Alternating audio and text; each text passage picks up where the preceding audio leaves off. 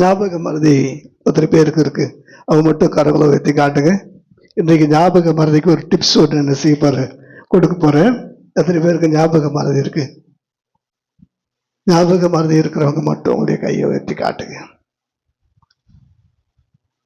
ரொம்ப சந்தோஷம், உங்களுக்காக நான் ஜெபிக்கிறேன். இன்றைக்கு அதை மாத்துறார். போகும்போது சரியான அட்ரஸ்க்கு நீங்க வீட்டுக்கு போயிடுவீங்கல்ல, அதுல எந்த ஞாபக மறதி இல்லை. ரொம்ப சந்தோஷம். ஒரு வயதான தம்பதி, கிட்டத்தட்ட 70 வயதுக்கு மேல, நிறைய விஷயங்களை மறந்துடுறாங்க. மறக்கிறதுனால அவங்க 2 பேருக்குள்ள அடிக்கடி சண்டை. சரி, நம்ம போயிட்டு ஒரு சைக்காட்ரிக் மனநல மருத்துவரை பார்த்து ஞாபக சக்திக்காக ஏதாவது ஒரு ட்ரீட்மெண்ட் எடுக்கலான்னு சொல்லி டாக்டர்கிட்ட போறாங்க. டாக்டர் அவங்க 2 பேரையும் பார்த்துட்டு, வயசாயிடுச்சுன்னா இதெல்லாம் வருங்க, வயசாயிடுச்சுன்னா இதெல்லாம் ஒரு இது ஒன்றும் பெரிய ஒரு விஷயமே இல்லை. என்ன பண்ணுங்க, நீங்க ஒரு நோட்டு என்ன செஞ்சீங்க வச்சுக்கங்க. அவர் சொல்றத நீங்க குறிச்சிக்கங்க, அவங்க சொல்றத நீங்க என்ன செஞ்சீங்க குறிச்சு வச்சுக்கங்க. குறிச்சு வச்சுட்டு நீங்க செஞ்சீங்கன்னா அவங்களுக்கு எந்த ப்ராப்ளமும் இல்லைன்னு சொல்லி அழகான டிப்ஸ் கொடுத்து என்ன செய்யறாரு, அனுப்புறாரு. நானும் அடிக்கடி அப்படிதான் சொல்லுவேன். ஞாயிற்றுக்கிழமை செய்தியை ஒரு நோட்டு வச்சுட்டு குறிச்சிங்கன்னு சொல்லுவேன். போன வாரம் குறிச்சவங்கள யாராவது இருக்கிறீங்களா? போன வாரம் கர்த்தருடைய வார்த்தையை குறிச்சாங்க. என்ன தலைப்பு சொல்லுங்க, என்ன தலைப்பு? கடந்த வாரம் குறிச்சது, குறிச்சல்ல தலைப்பு என்ன பார்த்தீங்களா? அப்ப தலை இல்லாம குறிச்சா அதுக்கு பேர் என்ன சொல்லுங்க? தலை இல்லாம குறிச்சா அதுக்கு பேர் என்ன? தலை இல்லாதவங்களுக்கு பேர் என்ன? அப்படி நீங்க குறிச்சிங்கன்னா நீங்க, ஆமா, அதனால தெளிவா குறிச்சிக்கணும். இப்ப என்னாச்சு, வீட்டுக்கு வந்துட்டாங்க. வீட்டுக்கு வந்தோடனே அந்த அம்மா ரொம்ப டயர்டா படுத்துருக்குறாங்க. வீட்டுக்காரரை கூப்பிட்டு, ஏங்க எனக்கு ஒரு ஆப்பிள் ஜூஸ் போட்டு வாங்க. ஏறுன்னு அவர் உள்ள போறாரு. இங்க வாங்க, நான் சொன்னது ஆப்பிள் ஜூஸ். அதுதான், ஒன்றும் இல்லை, குறிச்சு வச்சுக்கிங்க. பிரைஸ் லார்ட், கர்த்தருக்கு ஸ்தோத்திரம். குறிச்சிட்டு போங்க. உடனே நோட் எடுத்து ஆப்பிள் ஜூஸ்னு குறிச்சிட்டார். அடுத்தது கொஞ்சம் சால்ட்டும் பெப்பரும் போடணும். அது ஒன்றும் பிரச்சனை, நான் போய் போடுறேன்னார். வாங்க, நோட்டு எடுத்துங்க, apple juice with salt and pepper என்ன செய்யுங்க, குறிச்சிங்க அப்படி சொல்லி அனுப்புறாங்க. கிச்சனுக்கு போனாரு. டம்மு டும்முன்னு சத்தம். ஒரு அரை மணி நேரம் ஒரு வெளியில வரல. அரை மணி நேரம் கழிச்சு வெளில வரும்போது 2 இட்லியும் கெட்டி சட்னியும் கொண்டு வந்தார். தம்மா டென்ஷன் ஆயிட்டாங்க. நான் என்ன உங்களுக்கு சொன்னேன், நீங்க என்ன கொண்டு வந்திருக்கிறீங்க? ஏமா நீ சொன்னதானே கொண்டு, நான் சொன்னது பிரெட்டும் ஜாமும் கேட்டேன், நீங்க என்ன கொண்டு வந்திருக்கீங்கன்னு சொன்னேன். புரியுதா நான் என்ன சொல்றேன்? இந்த மாதிரி தான் நம்ம ஞாபக சக்திலாம். ஏன்னா பென்னட் பாஸ்டர் நான் ஃபுல்லா கேட்கல, அதனால அது தெரியாது. இப்ப கர்த்தருடைய வார்த்தைக்கு நேரம் நம்ம என்ன செய்ய போறோம், கடந்து போறோம். அதுக்காக தான் சொல்றேன், ஞாபக சக்தி ரொம்ப முக்கியம். ஒரு முறை ஒரு தேவனுடைய தாசன் நம்முடைய சபையில செய்தி கொடுத்தாருன்னா, அடுத்து வரும்போது கடந்த முறை அவர் கொடுத்த செய்தி நம்ம ஞாபகத்துக்கு என்ன செய்யணும், வரணும். அந்த அளவுக்கு நினைவாற்றல் ஆண்டவர் என்ன செய்யணும், தரணும். கர்த்தர் நம்ம நினைத்திருக்கிறார். ஒருவேளை அவருக்கு ஞாபகம் மறந்து இருந்திருந்தால் கொஞ்சம் நினைச்சுப்பார்ல, நாம என்ன இருப்போம். ஆண்டவரே, நீர் என்னை மறந்து இருந்திரானால் எப்பொழுதோ நான் என்ன செஞ்சிருப்பேன். ஆமா, இப்பொழுது கூட கர்த்தருடைய வார்த்தை நமக்கு வரப்போகிறது. ஒருபோதும் மறந்து போகாத அந்த நினைவுகளோடு கர்த்தர் அந்த வார்த்தைகளை நம்முடைய இருதயத்தில் பதிய வைப்பாராக. அருமையான கர்த்தருடைய தாசனுக்கு அறிமுகம் தேவையில்லை. இங்கு வரும்பொழுதெல்லாம் அவருடைய சொந்த திருச்சபையில இருப்பதை போன்ற அதே உணர்வோடு கூட கடந்து வருவார். இன்றைக்கு கர்த்தரோடு கூட பேசுவார். கரங்களை தட்டி கர்த்தருடைய தாசனை வரவேற்போமா? Praise the Lord, praise the Lord, praise the Lord.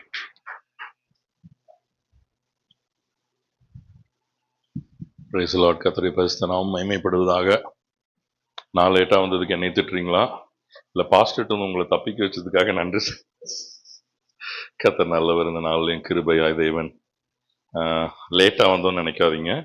நாங்கள் வீட்டிலேருந்து 4:30 5 மணிக்கெலாம் ரெடி ஆயாச்சு. ஒரு சர்வீஸ் முடிச்சுட்டு இப்போ அடுத்த சர்வீஸ்க்கு அடிச்சு பிடிச்சி வந்துட்டோம். கர்த்தர் நல்லவர். கிருபையாய் தேவன் வாய்க்க செய்ததற்காக தேவனுக்கு நன்றி செலுத்துகிறேன். தலைகளை தாழ்த்தி ஒரே ஒரு விஷயம், தேவனுக்கு நான் நன்றி செலுத்த போகிறேன். கர்த்தர் நல்லவர். கொஞ்சம் பேராக இருந்தாலும் கர்த்தர் நம்மோடு இடைப்படுகிற தேவனாய் காணப்படுகிறார். தகப்பனே, இந்த காலை வேளையில மனதார உமக்கு நாங்கள் நன்றி செலுத்துகிறோம் ஆண்டவரே. காலைதோறும் உடைய கிருபை புதிதாக இருக்கிறதற்காய் நன்றி. சோர்ந்து போயிருக்கிற எங்களுக்கு உடைய வார்த்தை சத்துவமும் பலனுமாய் இருப்பதற்காய் நாங்கள் நன்றி செலுத்துகிறோம். இந்த காலை வேளையிலே ஆண்டவரே எங்களை முற்றிலுமாய் அர்ப்பணிக்கிறோம் ஆண்டவரே. உடைய வார்த்தையை கொண்டு கர்த்தர் எங்களை தேற்றுவீராக என்று நாங்கள் செபிக்கிறோம் ஆண்டவரே. அடியனை மூடி மறைத்து கர்த்தர் வெளிப்படுங்க. மாம்சத்துல எந்த வார்த்தையும் இல்லை ஆண்டவரே, மனித சத்தமாக அல்ல, தேவனுடைய சத்தம் பலிபீடத்திலிருந்து வெளிப்படட்டும். அப்பா, இது எங்களுக்கு நல்ல நிலத்துல விதைக்கப்பட்டு இது எங்களுக்கு ஒரு நிறைவான ஒரு ஆசீர்வாதத்தை காணத்தக்க விதத்துல கர்த்தர் எங்களுக்கு அனுக்கிரகம் செய்வீராக. தாழ்த்தி அர்ப்பணிக்கிறோம். இயேசுவின் நாமத்தில் செபிக்கிறோம் நல்ல தகப்பனே, ஆமேன்.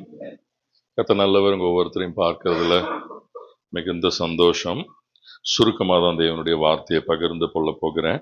ஆண்டவர் இந்த நாள் எனக்கு ஒரே ஒரு வார்த்தையை கர்த்தர் கொடுத்தார். வாசிக்கலாம். 1 ராஜாக்கள் 8வது அதிகாரத்தின் 17வது வசனத்தை நாம் வாசிப்போம். 1 ராஜாக்கள் 8வது அதிகாரத்தின் 17வது வசனம்.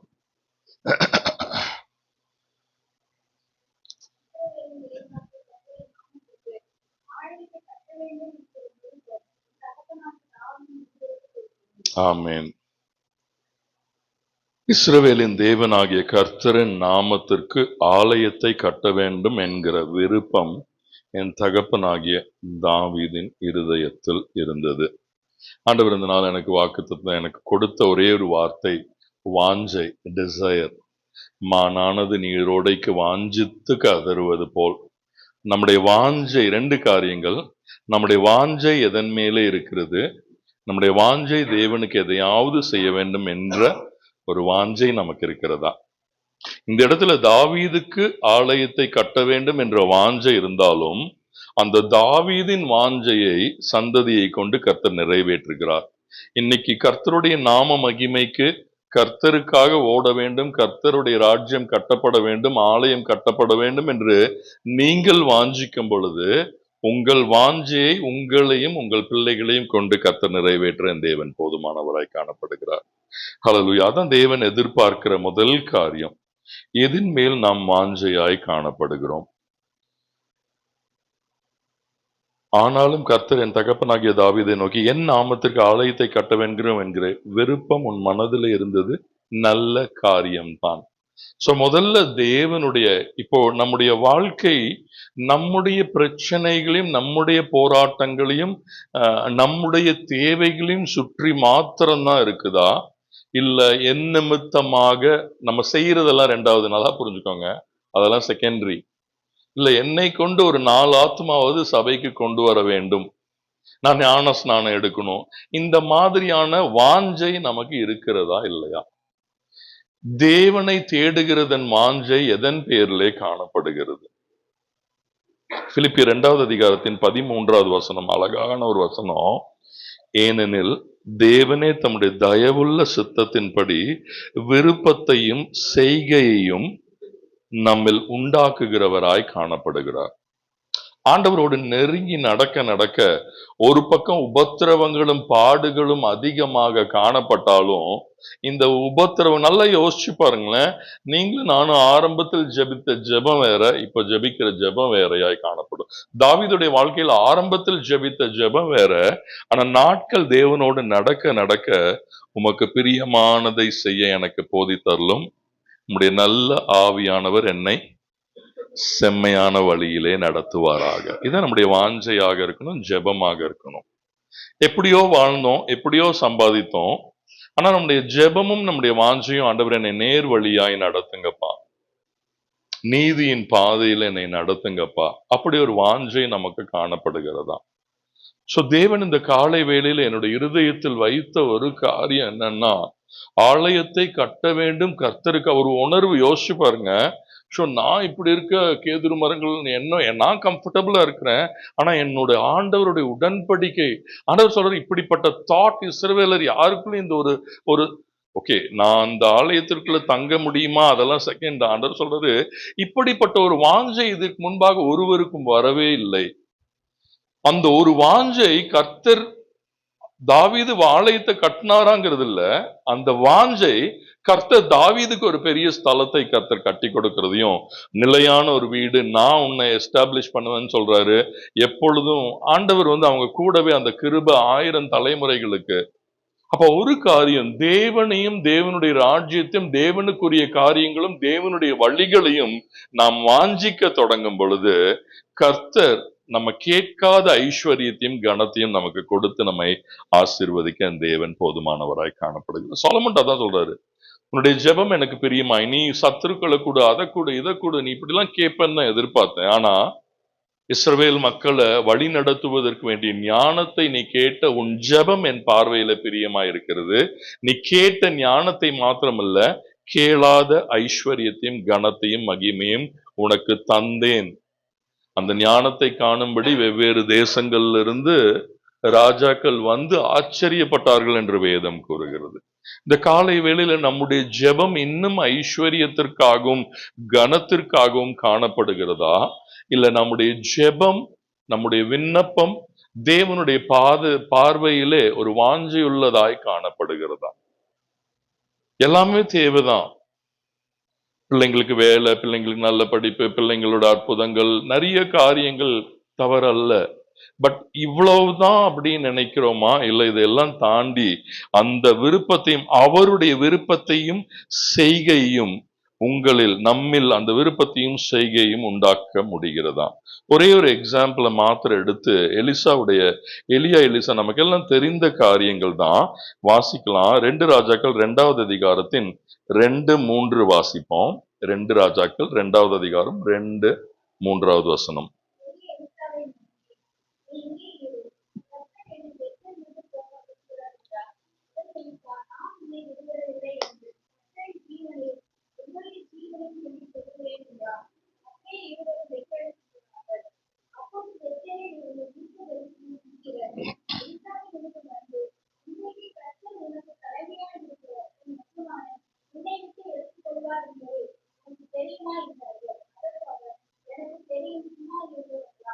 ஏழாவது வசனம் வாசிச்சுட்டு, அதுல 7வது வசனம்.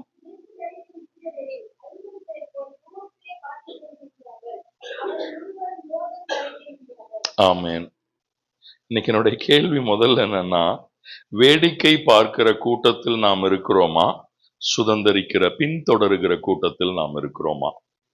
நல்லா புரிஞ்சுக்கோங்க. இவங்கெல்லாம் யார? தீர்க்கதரிசிகளின் புத்திரர். 1. 2வது, எலியா எடுத்துக்கொள்ளப்படுவதை அறிந்திருந்தார்கள். எல்லா இன்ஃபர்மேஷனும் இருக்குது. எப்படி நமக்கு பைபிள்ல எல்லாமே தெரியுமோ அவங்களுக்கும் தெரிஞ்சிருந்தது. ஆனா எலிசாவுக்கு மாத்திரம்தான் வாஞ்சை இருந்தது. எதன் மேல வாஞ்சை இருந்தது?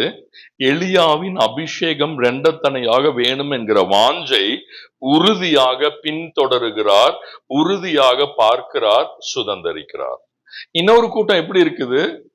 இன்னைக்கு உங்க பாஸ் எடுத்துக்குவாங்க தெரியுமா? அவர் ரொம்ப அழகா அவங்க எல்லாம் கேட்கறதெல்லாம் பாத்தீங்கன்னா, இன்று கர்த்தர் எலியாவை எடுத்துக்கொள்வார் என்பதை உமக்கு தெரியுமா? எல்லாம் சொல்றாங்க. எனக்கு எல்லாம் தெரியும், சும்மா இருங்கன்னா ரொம்ப போக்கஸ்டா இருந்தாரு. அன்வான்ட் கதைகளுக்கெல்லாம் அவர் டைம் கிடையாது. ஏன்னா அவரை ஃபாலோ பண்ணியே ஆகணும். அவர் எங்க போனாலும் சரி, அவர் எரிகோக்கோ யோர்தான்கோ எங்க போனாலும் அவரை பின்தொடர வேண்டும். எல்லா விதத்திலையும் அந்த அபிஷேகத்தை வாஞ்சிக்கிற ஒரு வாஞ்சை காணப்பட்டது. இந்த அடுத்த கூட்டம் வேறு எப்படியும் சொல்லப்படவில்லை. வேடிக்கை பார்க்கிறவர்கள் அல்ல அவர்கள் எல்லாரும் தீர்க்கதரிசிகளின் புத்திரர் என்று வேதம் கூறுகிறது. அப்ப தீர்க்கதரிசிகளின் புத்திரர்னா, இந்த தீர்க்கதரிசி மேலிருந்த அபிஷேகத்தையும் வல்லமையும் வார்த்தையும் அந்த நாட்கள் தீர்க்கதரிசிகள் இந்த நாட்கள் தீர்க்கதரிசிகளை போல அல்ல. அந்த நாட்கள் தீர்க்கதரிசிகளை பார்த்து ராஜாக்கள் பயப்படுகிற காரியமாய் காணப்பட்டது.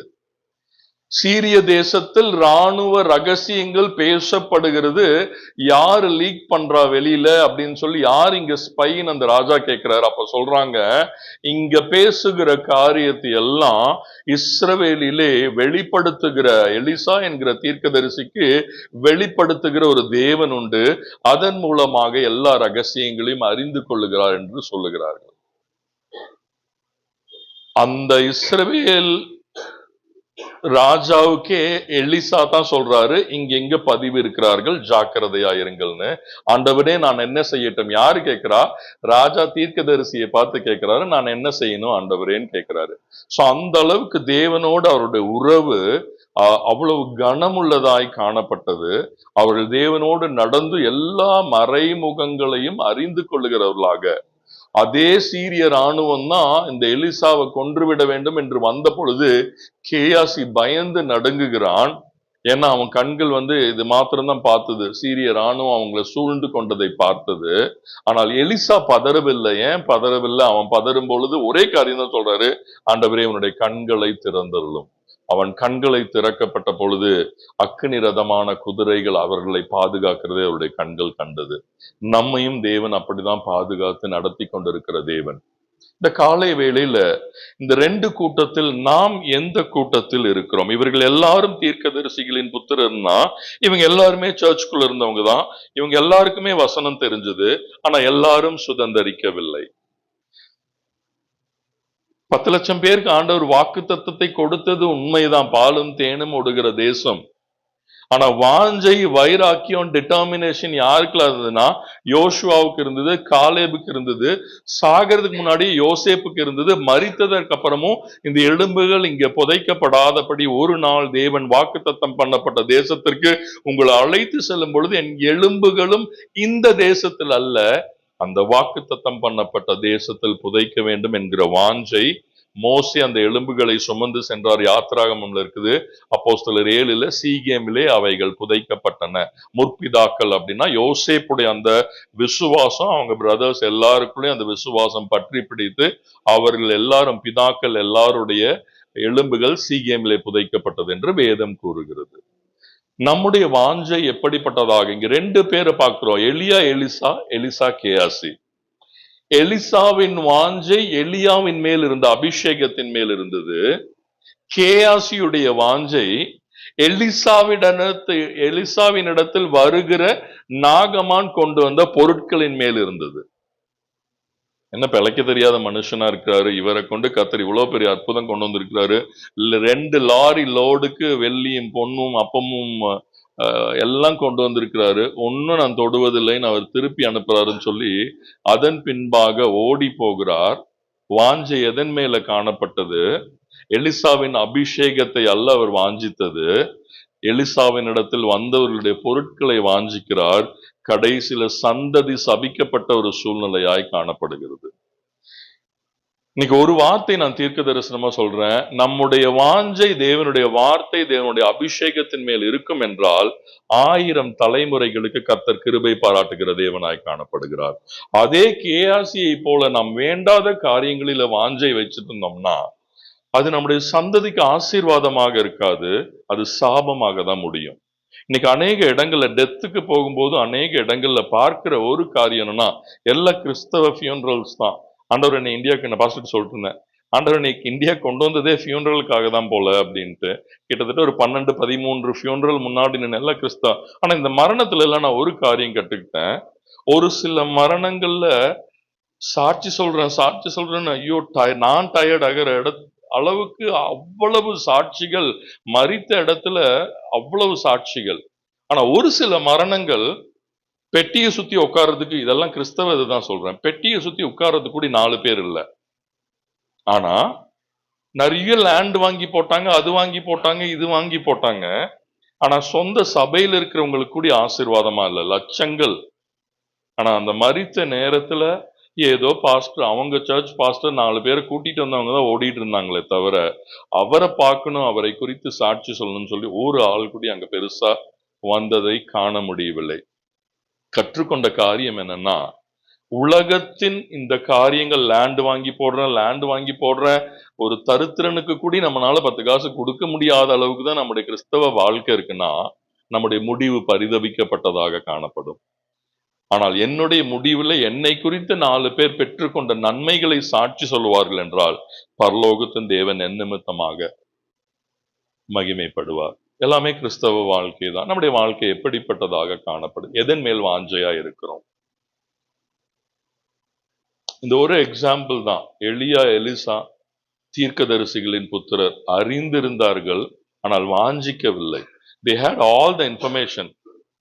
எடுத்துக்கொள்ளப்படுகிறது தெரியும், அவர் தீர்க்கதரிசின்னு தெரியும், அவர் செய்த அற்புதங்கள் சரி, எல்லாம் தெரியும். சரி, ஆண்டவர் ரொம்ப தெளிவா சொல்றாரு, மாம்சமான யாவர் மேலும் என் ஆவியை ஊற்றுவேன்னா எல்லார் மேலேயும் ஊற்ற மாட்டாரு, தாகம் உள்ளவன் மேல் அவருடைய தண்ணியை ஊற்றுவார். மாம்சமான யாவர் மேல்னா யாரெல்லாம் வாஞ்சிக்கிறாங்களோ அவர்கள் மேல அவருடைய அபிஷேகத்தை அவர் ஊற்ற அவர் போதுமானவராய் காணப்படுகிறார். அப்ப என்னிடத்துல தேவன் எதிர்பார்க்கிறது என்னன்னா, அந்த வாஞ்சையாய் நான் இருக்கும் பொழுது, ஆண்டவரே உங்க அபிஷேகம் வேணும், உங்க வல்லமை வேணும், ஆண்டவரே உங்களுடைய வார்த்தை வேணும் அப்படின்னு நம்ம எதை வாஞ்சிக்கிறோமோ அதை கர்த்தர் நமக்கு கொடுக்கிற தேவனாய் காணப்படுகிறார். இந்த காலை வேளையில தேவன் நம்ம இடத்துல எதிர்பார்க்கிற காரியம் அதுதான். முதல்ல நாம் எதை வாஞ்சிக்கிறோம்? கேயாசியுடைய வாஞ்சை எல்லாம் உலகத்தின் காரியங்கள் மேலதான் காணப்பட்டது. எப்படியாவது போய் அங்க பொய்ய சொல்லி எல்லாத்தையும் திரும்ப வாங்கிட்டு வரணும்னு அங்க எங்க பாஸ் கேட்டாருன்னு சொல்லி எல்லாத்தையும் போய் திரும்ப வாங்கிட்டு வந்துட்டாரு. ஆனால் நம்முடைய காரியம் எதன் மேல் நாம் வாஞ்சையாய் காணப்படுகிறோம்? எலிசா எலியாவின் மேல் இருந்த அபிஷேகத்தை வாஞ்சித்தார். ஆனால் கேயாசியுடைய கண்கள் எலிசாவின் அபிஷேகத்தை அல்ல, நாகமான் கொண்டு வந்த வெள்ளியும் பொருட்களையும் தான் வாஞ்சித்தது. நம்முடைய வாஞ்சை எப்படிப்பட்டதாக காணப்படுகிறது? சங்கீதம் 91:14 அழகாக சொல்லப்படுகிறது, அவன் என்னிடத்தில் வாஞ்சையா இருக்கிறபடியினால் அவனை விடுவிப்பேன். அந்த வாஞ்சை என்ன பண்ணும்? அவருடைய நாமத்தை அறிந்து கொள்ள செய்யும். அந்த நாமத்தை நாம் அறிந்து கொள்ளும் பொழுது உயர்ந்த அடைக்கலத்திலே நம்மை வைக்கிற தேவனாய் காணப்படுகிறார். முதல்ல ஒரு வாஞ்சை இருந்தாலும், அதனாலதான் பைபிள்ல சொல்லப்பட்டிருக்கு, இரவும் பகலும் அவருடைய வசனத்தின் மேல் தியானமா இருக்கிற மனுஷன். இது எப்ப பாசிபிள்னா, வாஞ்சை இல்லாம பாசிபிளே இல்லை. ஆனா இந்த வாஞ்சை உண்மையா எப்ப வரும்னா, எனக்கெல்லாம் எப்ப என் பைபிள் பழசாச்சுன்னா, இந்த வனாந்திரத்தின் பாதையும் உபத்திரவத்தின் பாதையும் தான் ஒரு வாஞ்சையை கிரியேட் பண்ணிச்சு, ஆண்டவருடைய பாதத்தில் அமர வச்சது. அதே 119வது சங்கீதத்தில் சொல்லப்பட்டிருக்குது, நான் உபத்திரவப்பட்டது நல்லது, அதனாலே உம்முடைய பிரமாணங்களை கற்றுக்கொண்டேன், வழி தப்பி திரிந்தேன், உம்முடைய வசனமும் என்னை நேர்வழியாய் நடத்தினது. ஒரு சில நேரம் அந்த உபத்திரவத்தின் பாதை கர்த்தர் ஏன் அனுமதிக்கிறார்னா, இன்னும் ஆசையாய் வாஞ்சையாய் அவருடைய சமூகத்துல அமரும்படியாக கர்த்தர். ஊழியம் ஊழியம் ஊழியம்னு ஓடிக்கிட்டே இருக்கிறோம், நிறைய செய்யறோம், கர்த்தருக்கு ஸ்தோத்திரம். ஆனால் தேவன் முதல்ல எதிர்பார்ப்பது ஊழியத்தை அல்ல, கர்த்தர் எதிர்பார்ப்பது உறவை தான் தேவன் எதிர்பார்க்கிறவராய் காணப்படுகிறார்.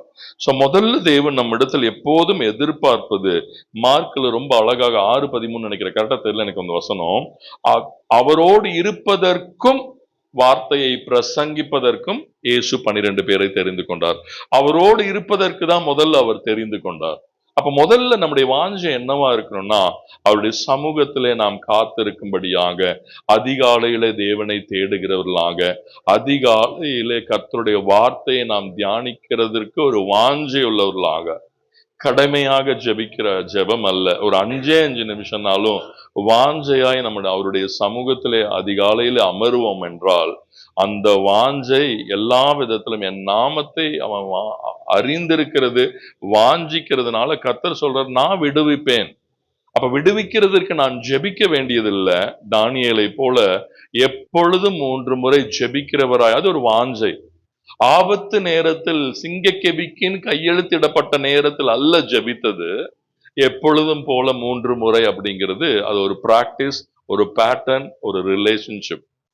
அப்ப தேவனை தேடுவது, நம்முடைய வாழ்க்கையில் எல்லாம் அப்ஸ் அண்ட் டவுன்ஸ் இருக்கும். இஷ்டப்பட்டீங்கனாலும் இஷ்டப்படலினாலும் பள்ளத்தாக்கின் அனுபவமும் இருக்கும், மேன்மையான இடங்கள்லையும் கர்த்தர் வைப்பார். நிறைய பேர் நம்ம யோசிச்சு பார்ப்போம், எல்லாருமே, நானு பாஸ்டர் எல்லாருமே தான் இதுக்கு ஒரு ஜேர்னியை ஸ்டார்ட் பண்ணும்போது ஜோம் பண்ணுவோம். போய் சொந்தக்காரங்க வீட்டுல நிறுத்தணும்னு என்னைக்காவது நன்றி சொல்லி ஜோம் பண்ணிருக்கோமா? நீங்க யோசிச்சு பாருங்களேன். அவங்களெல்லாம் பார்த்தோன்னா பரபரப்பா ஆயிடுவோமே தவிர, ஆண்டவர் எங்களை பத்திரமாய் கொண்டு வந்து சேர்த்ததற்காக. எக்ஸாமுக்கு முன்னாடி ஜோம் பண்ணோம்ல, ரிசல்ட் வந்தோன்னா ஜோம் பண்ணிருக்கிறோமா? இன்னும் 4 மார்க் வந்தா நல்லா இருக்குமேன்னு தோணுமே தவிர, கொடுத்த மார்க்குக்காக நன்றி சொல்றோமா அப்படிங்கறத நம்ம யோசிக்கணும். அந்த ஆரம்பத்துல இருக்கிற வாஞ்சை, தேடல், கர்த்தர் ஒண்ணு கொண்டு 12 குஷ்டரோகி வந்தாங்க, எல்லாம் சுகம் பெற்றாங்க, 10 பேர் வந்தாங்க நினைக்கிறேன். ஆனா ஒண்ணு ஆண்டவர் கேட்கிறாரு, எல்லாரும் இல்ல, ஆண்டவரே கேட்கிறாரு, சுகப்பட்ட மற்றவங்க எங்கன்னு கேட்கறதுடைய அர்த்தம் என்னன்னா, நம்ம நன்றி நிறைந்த இருந்தயத்தோடு ஆண்டவருக்கு நாம் நன்றி செலுத்த வேண்டும்.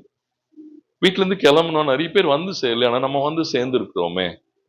ஆண்டவர் நம்ம பத்திரமாய் கொண்டு வந்திருக்கிறார், கூட்டிட்டு வந்திருக்கிறாரு. திரும்ப தேவன் நம்மை ஒவ்வொரு நாளும் அழைத்து செல்லுகிறார். அநேக ஆக்சிடென்ட்ஸுங்க, விபத்துக்கள், வியாதிகள், எவ்வளவோ காரியங்கள். நான் காலையில பாஸ்டர்கிட்ட பேசிட்டு இருந்தேன். பாஸ்டர் தினகர்னு, அவங்க அக்கா கோயம்புத்தூர்ல. பிளட் டெய்லி இப்போ இன்னைக்கு காலையில கதை சொல்றேன் நான். பிளட் ஏத்திக்கிட்டே இருக்கிறாங்க. ஆனா எங்கேயோ லீக் ஆகுதான். எங்க லீக் ஆகுதுன்னு 1 வாரம் 10 நாளா கண்டுபிடிக்க முடியல. இப்படியே போச்சுன்னா அவங்க செத்துருவாங்கன்னு இன்னைக்கு காலையில டாக்டர் சொன்னாங்களாம். எம்ஆர்ஐல இருந்து எல்லா டெஸ்டும் எடுத்துட்டாங்க. பிளட் ஏத்திக்கிட்டே இருக்கிறாங்க. பிளட் எங்க அவங்களுக்கு ரெடியூஸ் ஆகி லீக் ஆகுது அப்படிங்கிறது டாக்டர்ஸ் இன்னைக்கு வரைக்கும் கண்டுபிடிக்க முடியாத ஒரு சூழ்நிலை. உங்களுக்கு எனக்கும் லீக் ஆகாம உள்ள இருக்கிறதுக்காக தேவனுக்கு நிறைய காரியம் நமக்கு தெரியறது இல்ல. இன்னும் நன்றி சொல்லணும்னா எல்லாரும் இன்னைக்கு போய் ஐசக் பிரதரை பார்த்துட்டு வாங்க. ஐசக் பிரதருடைய கால்ல அந்த பெயின் இருக்கு இல்லையா, இன்னைக்கு போயிருக்கிற அந்த ஜோசப் டாக்டர் எல்லாருமே எம்ஆர்ஐ எடுத்தாங்க. எல்லாருமே சொன்னது ஒண்ணு, அறுத்து உள்ள பார்த்தது வேற காரியம். யாருக்குமே தெரியாது. இப்படிதான் எல்லா இடத்துலயும். அவரும் போகாத இடம் இல்ல, பாஸ்டர் கூட்டிட்டு போகாத ஹாஸ்பிட்டல் இல்ல. இங்கேயும் எம்ஆர்ஐ எடுத்தாங்க.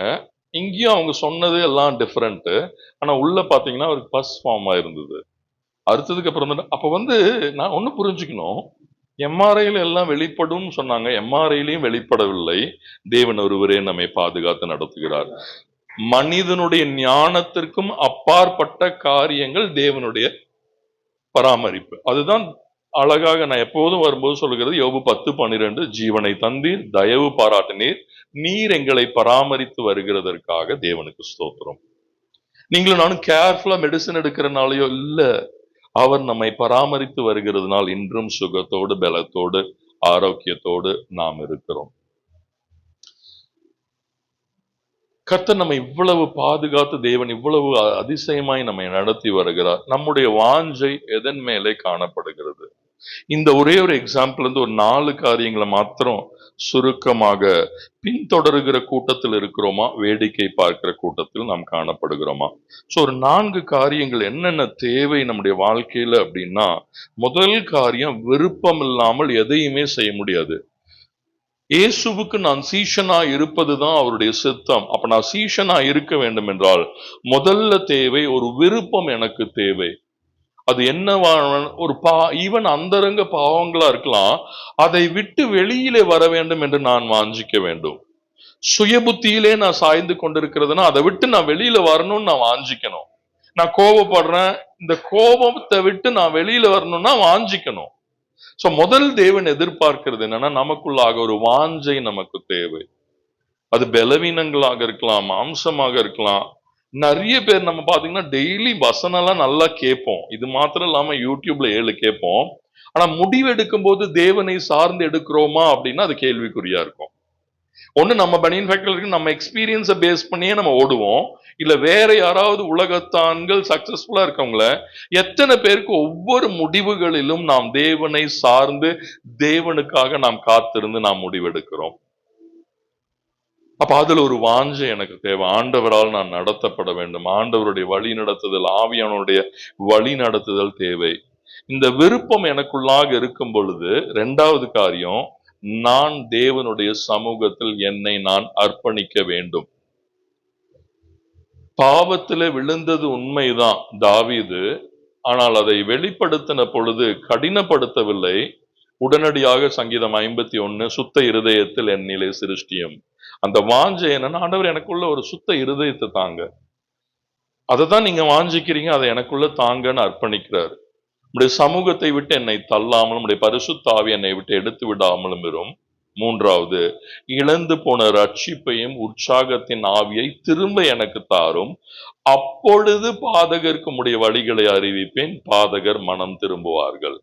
முதல்ல நான் வாஞ்சிக்கணும், நான் அர்ப்பணிக்கணும். அப்ப அநேகர் உங்களுடைய வார்த்தையை கேட்டு தேவனுடைய சமூகத்திற்கு கத்தர் கொண்டு வர தேவன் போதுமானவராய் காணப்படுகிறார். சோ முதல்ல தேவனின் இடத்துல எதிர்பார்க்கிறது ஒரு விருப்பத்தை தேவன் எதிர்பார்க்கிறார். 2வது, கர்த்தர் ஒரு அர்ப்பணிப்பை எதிர்பார்க்கிறார். 3வது, அந்த அர்ப்பணிப்பில் உறுதியாய் நாம் நிற்க வேண்டும். எலிசா உம்மை விடுவதில்லை, உம்மை விடுவதில்லை, நீங்களா சும்மா இருங்க, அதுதான் அந்த டிட்டர்மினேஷன், பர்சிவியரன்ஸ் சொல்லுவோம். உறுதி என்னன்னா, உம்மை உறுதியாய் பற்றி கொண்ட மனதை உடையவன் உம்மையே நம்பி இருக்கிறபடியினால் பூரண சமாதானத்திலே காத்துக்கொள்வேன். அப்ப அந்த வாஞ்சை என்னை அர்ப்பணிப்புக்கு நேராய் நடத்தணும். அந்த அர்ப்பணிப்பு அடுத்தது எனக்குள்ள ஒரு உறுதியை கொடுக்க வேண்டும். ஆண்டவரை நான் பிடிச்சிட்டேன்ல, இனி பின்னோக்கேன். I'm not going to turn back. என்ன உபத்திரவங்கள் வந்தாலும், பாடுகள் வந்தாலும் கிறிஸ்துவை விட்டு நான் பின் வாங்காதபடிக்கு என்னுடைய நம்பிக்கையில, அவருடைய அன்பில, அவருடைய கிருபையில, அவருடைய வார்த்தையில நான் உறுதியாய் நிற்க வேண்டும் என்கிற வாஞ்சை நமக்கு தேவை. அப்படி ஒரு உறுதி நமக்குள்ள இருக்கும்னா, நமக்காக வைக்கப்பட்டிருக்கிற ஓட்டத்தை, நல்ல போராட்டத்தை போராடவும், ஓட்டத்தை முடிக்கவும், விசுவாசத்தை காத்துக்கொள்ளவும் கர்த்தர் நமக்கு கிருபை செய்ய தேவன் போதுமானவராய். அப்ப இதெல்லாம் எங்க தொடங்குதுன்னா, சிம்பிள், ஒரு வாஞ்சை தான்.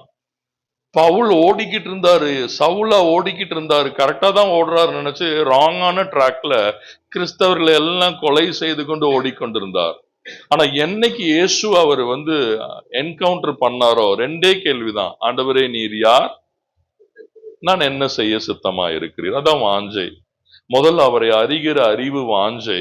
இரண்டாவது, அந்த அறிகிற அறிவு அவருடைய சித்தத்திற்கு நேரா என்னை வழிநடத்தும். அந்த சித்தத்துல உபத்திரவங்கள், பாடுகள், நிந்தைகள், கஷ்டங்கள், அவமானங்கள் எது வந்தாலும் கிறிஸ்துவின் அன்பை விட்டு பிரிப்பவன் யார்? அந்த உறுதி தான். மரித்ததற்கு அப்புறம் அவருடைய கல்லறையில வைக்கப்பட்ட வசனம் அல்ல அது. நீங்களும் நானும் உயிரோடு இருக்கும்போது ஓட்டத்தை ஜெயமாய் முடித்தோம், விசுவாசத்தை காத்து கொண்டோம் அப்படிங்கிற ஒரு நம்பிக்கை நமக்குள்ளாக காணப்பட வேண்டும். தலைகளை தாழ்த்தி நாம் ஒரு விசை ஜெபிக்க போகிறோம். கர்த்தர் நல்லவர். அவன் என் மேல் வாஞ்சையா இருப்பதினால் நான் அவனை விடுவிப்பேன். அவன் என்னை பார்த்து ஜெபித்ததுனாலும் சொல்ல, நல்லா இருக்கிற நாட்கள்லயே ஆண்டவரை தேடணுங்கிற வாஞ்சை, நல்லா இருக்கிற நாட்கள்லயே அவருடைய வசனத்தை தேடணுங்கிற வாஞ்சை, நல்லா இருக்கிற நாட்கள் அவரை துதிக்கணுங்கிற வாஞ்சை, எல்லா நேரத்திலும் தேவனை, ஹல்லேலூயா, எல்லாம் இருக்கும்போது ஆபத்து நாளில் அல்ல தேவனை தேடுவது. நமக்கு எல்லாம் கர்த்தர் நிறைவாய் கொடுத்திருக்கும் பொழுதும், யோபுடைய வாழ்க்கையில அவங்க பிள்ளைங்கள்லாம் ஒருவேளை பாவம் செய்திருக்கலாமோ, பாவம் செய்தார்கள் என்று அல்ல, ஒருவேளை ஏதாவது தவறா செய்து விட்டுறக்கூடாதுன்னு சொல்லி பலிகளை செலுத்துகிற ஒரு வாழ்க்கை. எல்லா நேரத்திலையும் பாத்தீங்கன்னா யோபுடைய தேடல், கர்த்தருடைய வார்த்தையும் கர்த்தருடைய சமூகமும். அப்படிப்பட்ட உபத்திரவத்தை எப்படி எல்லாத்தையும் தாண்ட முடிஞ்சதுன்னா, நமக்கு ரெண்டத்தனையான ஆசீர்வாதம் மாத்திரம் நமக்கு பிடிக்குது. ஆனா அந்த பாதையில உறுதியாக நின்றதற்கு காரணம் என்னன்னா, அந்த வாஞ்சை முதல்ல நல்லா இருந்த நாட்கள்ல வார்த்தையும் பிரசன்னத்தையும் அதிகமாய் அவர் வாஞ்சித்ததுனால, வனாந்திரத்தின் பாதையில யார் இருந்தாலும் யார் இல்லைனாலும், அதேதான் தாவீதுடைய வாழ்க்கை. 1 சாமுவேல் 30. கூட இருந்தவங்களே கல்லறிகிற சூழ்நிலையாக இருந்தாலும் தேவன் மேல் இருந்த வாஞ்சை, கர்த்தருக்குள்ளாய் தன்னை திடப்படுத்தி கொண்டார். கர்த்தருடைய ஆலோசனைக்காக காத்திருந்தார். கர்த்தருடைய வழிநடத்துதன் பிரகாரம் சென்று எல்லாவற்றையும், பாதியில போகும்போது அநேகர் விடாய்த்து போனார்கள். அவங்கெல்லாம் போகலன்னு தாவீது போகல. யார் வந்தாலும் யார் வரலினாலும் கர்த்தர் என்ன போக சொல்லியிருக்கார், கர்த்தர் என்னோடு இருக்கிறார், நான் எல்லாவற்றையும் திரும்பிக் கொள்வேன். என்னுடைய நம்பிக்கை என் கூட வர்றவங்களை வைத்தல்ல, என்னோடு இருக்கிற தேவனை வைத்து. யார் என்னை குற்றப்படுத்தினாலும், என் கூட இன்னைக்கு நல்லா இருக்கிறவங்க நாளைக்கு எப்படிமா, எல்லாருமே மனுஷங்க தான். ஆனா ஒன்று, மனிதர்கள் இல்ல, மனிதர்களிடத்தில் அல்ல என்னுடைய திடப்படுத்துதல், கர்த்தருக்குள்ளாக தன்னை பலப்படுத்தி கொண்டார், ஸ்திரப்படுத்தி கொண்டார். எல்லாம் நல்லா போற வரைக்கும் தான் உங்களை அப்ரிஷியேட் பண்ணுவாங்க. ஏதோ ஒண்ணு தவறாது, சர்ச்சா இருந்தாலும் சரி, நீங்க சண்டே ஸ்கூல் நடத்துறீங்கன்னு வச்சுக்கலாமே, ஏதாவது தவறா போனா டக்குன்னு எல்லாருடைய கைகளும் கண்களும் உங்களை தான் பார்க்கும். என்னடா இவங்களே வா நேத்து அப்ரிஷியேட் பண்ணாங்க. அதுதான் மனுஷங்க. ஆனா எல்லா சூழ்நிலையிலும் என்னோடு கூட இருந்து என்னை பலப்படுத்துகிற, என்னை நேசிக்கிற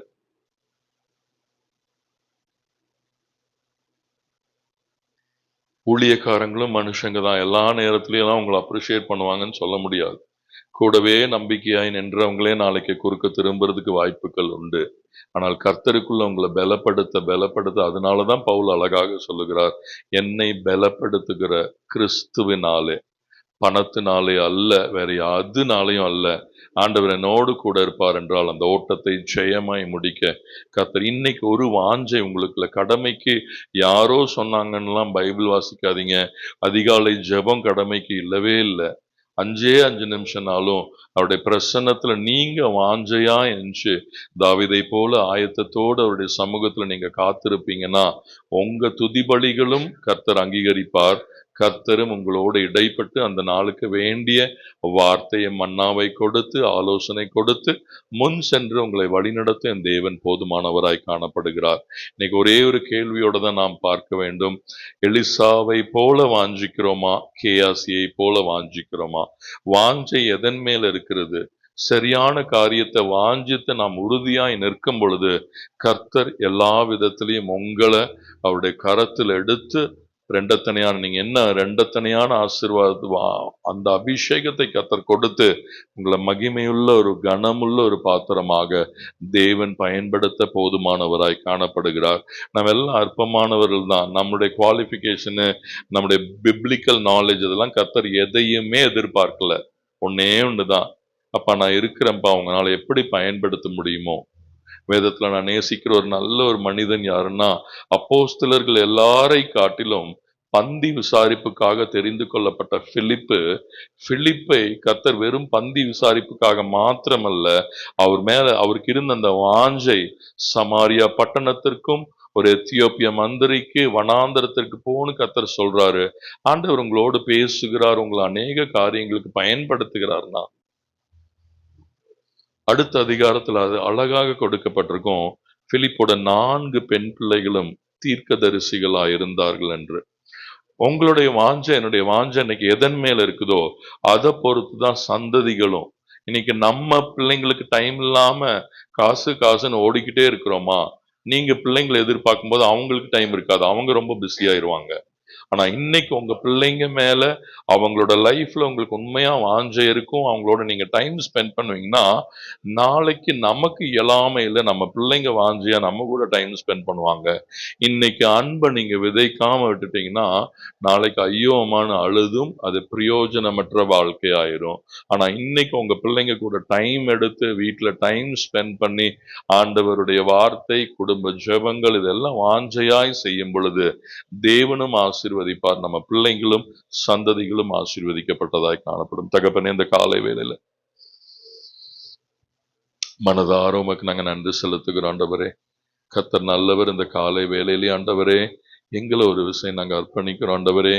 எங்களுடைய வாஞ்சை ஆண்டவரே அப்பா, உம்மை அறிந்து கொள்ளுகிற அறிவுல உம்முடைய பிரசன்னத்துல மானானது நீரோடைக்க வாஞ்சித்து கதறுவது போல எங்கள் ஆத்துமா தேவனே உம்மேல் தாகமாய் இருக்கத்தக்க விதத்துல இன்னும் எங்களை பலப்படுத்துங்க ஆண்டவரே. இன்னும் அதிகமாக ஏதோ சண்டே ஆலயத்திற்கு மாத்திரம் நாங்க வரணுங்கிற வாஞ்சை அல்ல, அனுதினமும் தேவனை வாஞ்சையோடு தேடுகிற ஒரு உணர்வை, அனுதினமும் தேவ வசனத்தை வாஞ்சையோடு நாங்க தியானிக்கிற ஒரு இருதயத்தை கர்த்தர் எங்களுக்கு கொடுத்து அந்த தியானத்தின் மூலமாய், அந்த ஆலோசனையின் மூலமாய் எங்க பிள்ளைங்களை வழி நடத்த வேண்டிய கிருபைகளை கர்த்தர் கொடுக்கும் பொழுது எங்க பிள்ளைங்க ஒரு பெரிய ஆசீர்வாதமாக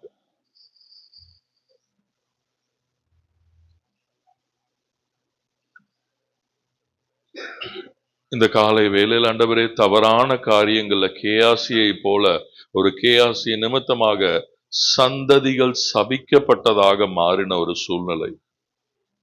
ஒரு கொர்நேலியு வீட்டுல தேவனை அதிகம் அறியல, ஆனாலும் ஒரு வாஞ்சை இருந்தது. ஆனா அந்த வீட்டுல இருந்த அத்தனை பேர் மேலையும் அந்த வாஞ்சை தான் குடும்பத்திற்கு மாத்திரமல்ல, தனக்கு தெரிந்தவர்கள், உறவினர்கள் எல்லாரையும் அழைத்து வந்தார். எல்லார் மேலையும் கர்த்தர் உம்முடைய அபிஷேகத்தை ஊற்றினீங்க.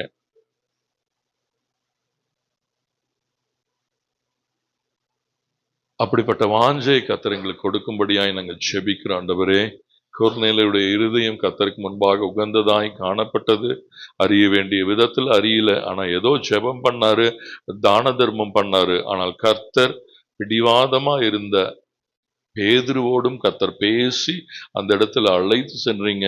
பேதுருடைய கண்களுக்கு முன்பாக எல்லாரையும் அபிஷேகம் பண்ணப்பட்ட பொழுது பேதுரு புரிந்து கொண்டார், அவர் பாரபட்சமற்ற தேவன். இந்த காலை வேளையில நம்மோடு இருக்கிற தேவன் அவர் பாரபட்சமற்ற தேவனாய் காணப்படுகிறார். ஆனா வாஞ்சை இல்லாம வாசற்படியிலிருந்து தட்டுகிறேன்னு தான் ஃபோர்ஸ் பண்ணிலாம் ஒரு நாளும் ஆவியானவர் உள்ள வரமாட்டாரு. ஃபோர்ஸ் பண்ணிலாம் நம்மளை படிக்க வைக்க மாட்டாரு. ஆனா நமக்குள்ள ஒரு வாஞ்சை இருக்கும் என்றால் அந்த வாஞ்சையையும் அந்த விருப்பத்தையும் அவர் நிறைவேற்றுகிறவராக, அந்த வாஞ்சை சித்தத்திற்கு நேராக இருக்கும் பொழுது நாம் நினைப்பதற்கும் வேண்டுவதற்கும் அதிகமாய் அவர் கிரியை செய்கிற நல்ல பரிசுத்த ஆவியானவராய் இருக்கிறார். இந்த காலை வேளையில கர்த்தர் எங்களோடு பேசினதற்காக நாங்க நன்றி செலுத்துகிறோம். அந்த வாஞ்சையும் விருப்பத்தையும் இந்த காலை வேளையில எங்களுக்குள்ள ஆண்டவரே அப்பா அதை நீங்க கிரியேட் பண்ணுங்க ஆண்டவரே. ஏதோ எங்க பிள்ளைங்களுக்கு ஜெபித்தோங்கிறது மாத்திரம் எங்க வாழ்க்கையா இல்லாம எங்க பிள்ளைங்களுடைய ஃப்ரெண்ட்ஸுக்காக, எங்க பிள்ளைங்களுடைய ஸ்கூலுக்காக, எங்க பிள்ளைங்களுடைய காலேஜ்க்காக, எங்க கணவருடைய மனைவியோட வேலை ஸ்தலங்களுக்காக, மற்றவர்களுக்காக ஜெபிக்கிற இருதயத்தையும் கர்த்தர் கொடுங்க. நேற்று நாங்கள் ஐசக் பிரதருக்கு போனோம். அவருக்காக மாத்திரலாம் ஜெபிக்கல. அந்த ஹாஸ்பிட்டல்ல வேலை செய்கிற அத்தனை பேர், அந்த இடத்துல தேவனை அறியாம வருகிற அத்தனை பேஷண்ட்ஸ்க்கும் ஆண்டவர் ஜெபிக்க வைத்தார். அதுதான் தேவன் நமக்கு கொடுக்கிற உணர்வுள்ள இருதயம். தேவனை அறிந்த நம்மே நமக்கு ஜெபிப்பது அல்ல. நாம் ஜெபித்தாலும் ஜெபிக்காவிட்டாலும் அவருடைய பிள்ளைகள், அவர் நம்மை அழகாய் நடத்துவார். ஆனால் அறியாத அநேகர் உண்டு. அவர்களுக்காக நாம் இரக்கத்திற்காக ஜெபிக்கும் பொழுது அவர்களும் வெளிச்சத்தை காண வேண்டும் என்ற வாஞ்சை நமக்குள்ளாக வரும் பொழுது நம்முடைய வாஞ்சையை கர்த்தர் நிறைவேற்ற தேவன் போதுமானவராய் காணப்படுகிறார். இந்த காலை வேளையில ஒரு விஷயம் அர்ப்பணிக்கிறோம் ஆண்டவரே. ரோமர் 7வது அதிகாரத்துல பவுல் சொல்லுகிறது, நன்மை செய்ய வேண்டும் என்று நினைக்கிறேன், ஆனாலும் சுயநலமாய்தான் எனக்குள்ள இருக்கிற இந்த பாவமே இப்படி. அப்பா, எங்களுக்குள்ள ஊற்றப்படுகிற ரோமர் 5:5 பரிசுத்த ஆவியானவர் அந்த தேவ அன்பு நிறைந்தவர்களாக நாங்க மற்றவர்களுக்காக ஓடும் பொழுது அந்த நம்பிக்கை ஒரு நாளும் எங்களை வெட்கப்படுத்தாது. மற்றவர்களுக்காகவும் நாங்க வாழ ஒரு வாஞ்சையோடு ஆண்டவரை இன்னும் உம்மை அறிகிற அறிவுக்கு நேராகவும் சித்தத்திற்கு நேராகவும் ஆண்டவரே எங்களை நீர் நடத்துவீராக, எங்களுடைய பிள்ளைகளை நடத்துவீராக என்று நாங்கள் ஜெபிக்கிறோம். மனதார பிள்ளைங்களை பிளஸ் பண்றோம். ஒரு விஷயம் இந்த இடத்துல நாங்கள் ஒரு மனமாக ஐசக் பிரதற்காக நாங்கள் ஜெபிக்கிறோம். கர்த்தர் நல்லவர் ஆண்டவரே. நடத்துகிற எல்லா பாதைகளும் நன்மைக்கு எதுவாகவே மனதார உமக்கு நாங்கள் நன்றி செலுத்துகிறோம். கரெக்டான இடத்திற்கு, கரெக்டான டாக்டர்ஸ்ட, கரெக்டான ஐடென்டிபிகேஷன், இது எல்லாமே தேவனுடைய பெரிய கிருபை. அதற்காக நாங்கள் நன்றி செலுத்துகிறோம். பரிபூர்ண சுகத்தோடு ஏற்ற வேளையில இந்த இடத்துல திரும்பவும் கர்த்தர் நிறுத்துங்க. அது வரைக்கும் ஆண்டவரே அப்பா, எந்த விதத்திலும் எண்ணங்கள் சிந்தனைகள் சிதறாதபடிக்கு, எண்ணங்கள் சிந்தனைகள் நெகட்டிவா கிதியோனை போல ஏன் தேவன் என்னோடு இருந்தா இப்படி நடக்குதுன்னு நினைக்காதபடி கர்த்தருடைய சித்தத்தை அறிந்து கொள்ளவும், அதை ஜெயமாய் ஆண்டவர் இந்த நாட்களை இன்னும் அதிகமாக ஒரு வாஞ்சையும் விருப்பத்தையும் கர்த்தர் உருவாக்குங்க. எல்லா விதத்திலையும் சுதந்திரிக்க வேண்டிய கிருபைகளை கர்த்தர் கொடுப்பீராக. முற்றிலுமாய் தாழ்த்தி அர்ப்பணிக்கிறோம். எங்கள் பாஸ்டருக்காக, குடும்பத்திற்காக, ஊழியங்களுக்காக, ஜோஷுவாக்காக, கிரேசி குடும்பத்தில் ஊழியத்திற்காக எல்லாவற்றையும் உடைய கரத்துல கொடுக்கிறோம். இங்க இருக்கிற ஒவ்வொரு பிள்ளைகளுக்காக, குடும்பத்திற்காக, அற்புதத்திற்காக காத்திருக்கிறவர்கள் எல்லாருக்காக நான் ஜெபிக்கிறேன். ஏற்ற வேளையில் ஆண்டவரே மகிமையாய் நீர் நிறுத்த போகிறதற்காக மனதார நன்றி செலுத்துகிறோம். அது வரைக்கும் சோர்ந்து விடாதபடி வாஞ்சையாய் உம்மை தேட கர்த்தர் அனுக்கிரகம் செய்வீராக. முற்றிலுமாய் தாழ்த்தி அர்ப்பணிக்கிறோம். இயேசுவின் நாமத்தில் ஜெபிக்கிறோம் நல்ல தகப்பனே. ஆமென், ஆமென், ஆமென்.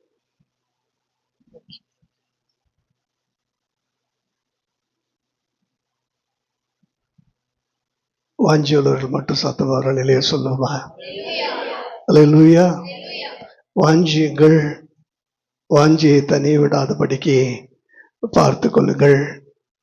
விருப்பம் இல்லாவிட்டால் எதை நீங்கள் பெற்றுக்கொள்ள முடியாது. தாகமுள்ளவர்கள் மேல்தான் தேவன் தண்ணீரை ஊற்றுவார். விருப்பம் இல்லைன்னா 38 வருஷம் ஆனாலும் பெதஸ்தா குளத்தண்டையில் அப்படியே தான் என்ன செஞ்சிருக்கணும், உட்கார்ந்துருக்கணும். நீ சுகமாக விரும்புகிறாயான்னு ஆண்டவர் அங்கே கூட என்ன செய்வார், விருப்பத்தை கேட்பார். விருப்பம் இல்லாவிட்டால் ரூத் ஓர்பாலை போல திரும்பி போயிருக்க வேண்டும். விருப்பம் இல்லாதவருடைய வாழ்க்கையில எதையுமே நம்ம என்ன செய்ய முடியாது. அழகா எனக்கு ரொம்ப பிடிச்சமான ஒரு காரியம், எலிசாவினுடைய வாஞ்ச வேற ஒன்றும் இல்லைங்க, எலியாவை போல ரெட்டிப்பான அபிஷேகத்தை என்ன செய்யணும், பெற்றுக்கொள்ளலாம். எதன் மேல உங்களுடைய வாஞ்ச இருக்கு யோசிச்சு பாருங்க. ஆனா எலிசாவுடைய வேலைக்காரன் கேஆசி எலிசாவின் மேலுள்ள ரெட்டிப்பான அந்த அபிஷேகத்தை வாஞ்சிக்கல. நாகமான் கையில் இருந்ததான்னு வெள்ளி என்ன செய்கிறான், வாஞ்சிக்கிறான். வாஞ்சை எதன் மேல வாஞ்சி இருக்கு? நீ விரும்புகிறது என்னிடத்தில் கேளு என்று சொன்ன உடனே ஐஸ்வர்யத்தையும் சம்பத்தையும் அவன் கேட்கல, ஞானம் வேண்டும் என்று சொல்லி கேட்டான். வாஞ்சை மிக ஞானமா நீங்க என்ன செய்யுங்க, தேவ சமூகத்துல நீங்க இருங்க. நீ கேட்கிற எதையும் பெற்றுக்கொள்வீர்கள், எதையும் பெற்றுக்கொள்வீர்கள். விருப்பம் இருந்தால்தான் செய்கை இருக்கும். அவரே நமக்குள் விருப்பத்தையும் செய்கையும் உண்டாக்குகிறவர். எழுப்புவோமா தேவ சமூகத்துல. மெல்லிய சத்தத்துல எலியாவோடு பேசின ஆண்டவர் இன்றைக்கு நம்மோடு ரொம்ப ஆரவாரம் ஆர்ப்பாட்டம் அந்த மாதிரி எந்த சத்தமும் இல்லாம ஒரு மென்மையாய் ஒரு நீரோடையை போல ஆண்டவர் பேசி இருக்கிறார். அதிக நேரம் பேசாவிட்டாலும் துல்லியமாக ஒரு சத்தியத்தை கர்த்தர் நமக்கு தந்திருக்கிறார். மிகப்பெரியமான தேவனுடைய பிள்ளைகளே, விருப்பம், அர்ப்பணிப்பு, அர்ப்பணிப்புல ஒரு உறுதி நம்முடைய வாழ்க்கையில மிகப்பெரிய அவசியம். தேவ பிள்ளையே, முடிவு பரியந்தம் நிலைத்திருக்கிறவன் தான் ரட்சிக்கப்படுவான். கடைசி வரைக்கும் வாஞ்சை, இடையில வாஞ்சை தணிகிற அனுபவத்தை தேவன் விரும்புவதில்லை. அதனாலதான் நான் விரும்பினது வரும்போது அது ஜீவ விருட்சம் போல அந்த கடைசி நிமிடம் வரைக்கும் நீங்க வாஞ்சியா இருந்தீங்கன்னா தான். இடையில வேறொரு விருப்பம் வந்துட்டா உங்களுடைய வாஞ்ச திசை மாறி போய்விடும். இருமனம் உள்ளவன் தேவனிடத்திலிருந்து எதையும் பெற்றுக்கொள்ள முடியாது. மிக அழகா ஆண்டவர் நம்மோடு பேசி இருக்கிறார். 2 கரங்களை உயர்த்தி, தேவனே நம்முடைய வார்த்தைகளுக்காக நன்றி அப்பா, உங்களுக்கு நீர் கொண்டு வந்த நம்முடைய வார்த்தைகளுக்காக நன்றி அப்பா. வாஞ்சியோடு வசனத்தை கழுக்கவும், வாஞ்சியோடு வாழ்க்கையில் அதை அப்ளை பண்ணவும், எதிலும் ஒரு வாஞ்சியோடு இருக்கு. எதை செய்தாலும் வாஞ்சியோடு கர்த்தருடைய நாமத்தின் மகிமைக்காக செய்ய எங்களுக்கு கிருபை பாராட்டுங்கப்பான்னு சொல்லி ஆண்டவருடைய வார்த்தைகளுக்காக எல்லாரும் வாயத்தை நல்ல ஸ்தோத்திரம் பண்ணுவோமா? Thank you Jesus, thank you Jesus, thank you Jesus, thank you Lord. நன்றி அப்பா. கர்த்தருடைய வார்த்தைகளுக்காக அவர்கள் ஜெபிப்பார்கள். Thank you Lord. பரிசுத்தமுள்ள பிதாவே, உமக்கு நன்றி ராஜா, துதிக்கிறோம். சோத்திரங்க தாவே, எங்கள் தேவனாய கர்த்தர் ஆண்டவரே ஏசப்பா, சோத்திரங்க தாவே, இன்றைக்கு பேசின நல்ல வார்த்தைகளுக்காக நன்றி ராஜா ஏசப்பா, சோத்திரங்க தாவே. நான் ஒவ்வொரு நாளும் ராஜா ஏசப்பா உம்முடைய சமூகத்தை வாஞ்சித்து ராஜா ஏசப்பா சோத்திரங்க தாவே, ஹல்லேலூயா, ஸ்தோத்திரங்க. ஒவ்வொரு நாளும் பின்தொடர உதவி செய்வீராக ஆண்டவரே. அந்த விருப்பத்தை ஆண்டவரே எங்களுடைய ஒவ்வொரு உள்ளத்திலும் ஆண்டவரே தேவன் வைப்பீராக ராஜா ஏசப்பா சோத்திரங்க தாவே. அழிந்து போகிற உலக பொருட்கள் மீது ராஜா ஏசப்பா சோத்திரங்க தாவே, எங்களுடைய விருப்பம், எங்களுடைய வாஞ்சை இல்லாதபடிக்கு ராஜா அழியாத ஆண்டவரே சோத்திரங்க தாவுடைய பரம ராஜ்யத்தை ராஜா ஏசப்பா நாங்கள் சுதந்திரித்துக் கொள்கிற கிருபையை தேவன் தந்தருள்வீராக ராஜா. உம்முடைய அபிஷேகம், உம்முடைய கிருபை ஆண்டவரே, உம்முடைய இரக்கம் ஆண்டவரே ஏசப்பா எங்கள் வாஞ்சா இருக்கட்டுங்க தாவே சோத்திரங்க தாவே. அப்பா ஆண்டவரே துதிக்கிறோம். சோத்திரங்க தாவே, எங்களுடைய ஓட்டம் ஆண்டவரே உம்மை நோக்கியே இருக்கட்டுங்க தாவே சோத்திரங்க தாவே. ஹல்லேலூயா, சோத்திரங்க தாவே. எங்களுடைய ஆண்டவரே விருப்பம் ஆண்டவரே எல்லாமே உம்முடையதா இருக்கட்டுங்க தாவே சோத்திரங்க தாவே. எந்த விதத்திலும் ஆண்டவரே எங்களுடைய பார்வை, எங்களுடைய எண்ணம், எங்களுடைய சிந்தனை ராஜா ஏசப்பா சோத்திரங்க தாவே வழி விலகி போகாதபடிக்கு ராஜா ஏசப்பா எங்கள் தேவனாய கர்த்தர் எங்களை பாதுகாத்துக் கொள்வீராக. உம்முடைய வார்த்தையினால் எங்களை தேற்றுவீராங்க, உம்முடைய வார்த்தையால் நடத்துவீராக ராஜா ஏசப்பா சோத்திரங்க தாவே. நானே வழியும் சத்தியமும் ஜீவனுமாய் என்று சொன்ன தெய்வம் ராஜா ஏசப்பா சோத்திரங்க தாவே. உம்முடைய வழியில நாங்கள் நடக்க தேவனாய கர்த்தர் ஆண்டவரே இன்னுமாய் எங்களுடைய வாஞ்ச விருப்பத்தை அதிகமாய் கூட்டுவீராக. அப்பாவோட கரங்களிலே தாழ்த்தி அர்ப்பணிக்கிறோம். வந்த ஒவ்வொரு பிள்ளைகளும் ஆஸ்வதிப்பீராக ஆண்டவரே. கேட்கப்பட்ட வார்த்தை ராஜா ஏசப்பா சோத்திரங்க தாவே எங்களுடைய உள்ளத்திற்குள் ராஜா ஏசப்பா துதிக்கிறோம். நல்ல நிலத்திலே விழுந்த விதையை போல ராஜா விழுந்து அது பழுகி பெருக தேவனாய கர்த்தர் உதவி செய்வீராக. இந்த வார்த்தை அநேகருக்கு பிரயோஜனமுள்ளதா இருக்கட்டும். ஆஸ்வதியம் இயேசு நாமத்தில் பிதாவே, ஆமென். நல்ல தகப்பனே, இதோ விரல் விட்டு எண்ணக்கூடிய ஒரு சிறிய கூட்டமானாலும் தேவன் மிகப்பெரிய சத்தியத்தை எங்களுக்கு தந்திருக்கிறதுக்காக நன்றி. கொர்நேலியுவை போல வாஞ்சியுள்ளவர்களாக எங்களை மாற்றுங்கப்பா. அந்த ஒருவன் மேலிருந்த வாஞ்சை குடும்பத்தை மாத்திரமல்ல, சுற்றுப்புற அயலகத்தார் உறவுகள் எல்லாரையும் கொண்டு வந்து அபிஷேகத்துக்குரியவர்களாக மாற்றியது போல தகப்பனே, எங்கள் மீது இருக்கிற இந்த வாஞ்சை அநேகருக்கு ஆண்டவரை பற்றி சொல்ல உதவி செய்யட்டும் ஐயா.